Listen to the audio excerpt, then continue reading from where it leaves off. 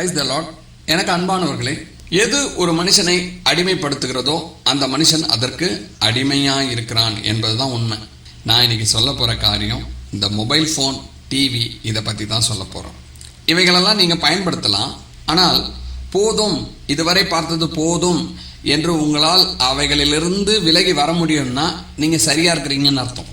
அப்படி இல்லாமல் அதை விட்டு என்னால் எழுந்து வர முடியல அப்படின்னு சொல்லிட்டு அதிலே இன்னும் நீங்கள் பார்த்துக்கிட்டு இருக்கிறீங்கன்னா அவைகளுக்கு நீங்கள் அடிமை என்று தான் அர்த்தம். அது உங்களை ஆளுகை செய்கிறது. நீங்கள் அதை பயன்படுத்தல, அது உங்களை ஆளுகை செய்கிறது, அது உங்களை பயன்படுத்துது. அப்படிப்பட்ட அதிகாரம் உடையதா அது உங்கள் வாழ்க்கையில் மாறி போய்விட்டது என்பது தான் உண்மை. சாலமோன் பிரசங்கி புஸ்தகம் 1ஆம் அதிகாரம் 8ஆம் வசனத்தில் சொல்றார், காண்கிறதினால் கண் திருப்தி ஆகிறது இல்லை என்று. எப்படி மனுஷனுடைய இயல்பான குணத்தை அவர் அந்த நாட்களிலே கணித்திருக்கிறார் பாருங்க. கண் காண்கிறதினால் திருப்தி அடைவதில்லை. போதும், நான் இவ்வளவு நேரம் பார்த்தது போதும், சந்தோஷம் அப்படின்னு இருப்பவர்கள் கிடையாது என்று அவர் அந்த நாளிலே கணித்து சொல்லியிருக்கிறார். ஆகவே நாம் இவைகளெல்லாம் எப்படி பயன்படுத்தணும்னா, நாம அதன் மீது அதிகாரம் செலுத்தணும்.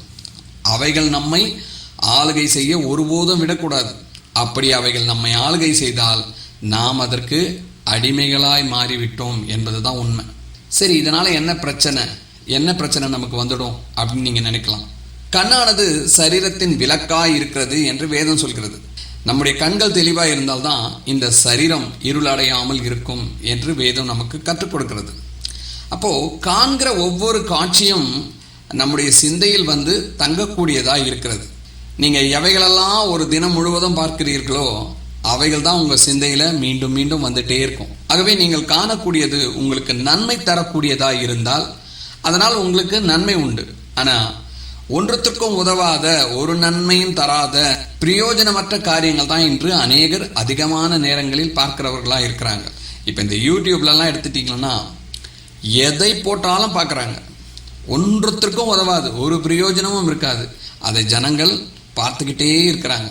எப்படி அவைகள் நமக்கு தீங்கு உண்டாக்கும்னா, நம்ம தேவையற்ற காரியங்களை அதிகமாக நம்முடைய சிந்தையில் சேர்க்கும்போது நம்முடைய வாழ்க்கைக்கு தேவையான காரியங்களை குறித்து நாம் சிந்திக்காமல் போயிடுவோம்.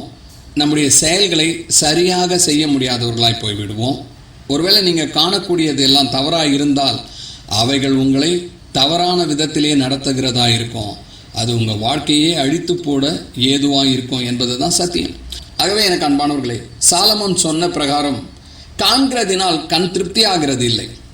போதும் என்ற எண்ணத்தோடு நாம் எதையும் நிறுத்துகிறது இல்லை. அதனால் நம்மை நாம் மாற்றிக்கொள்ள வேண்டும்.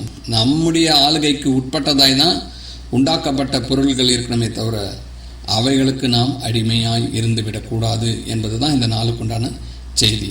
தேவனுக்கே மகிமை உண்டாவதாக.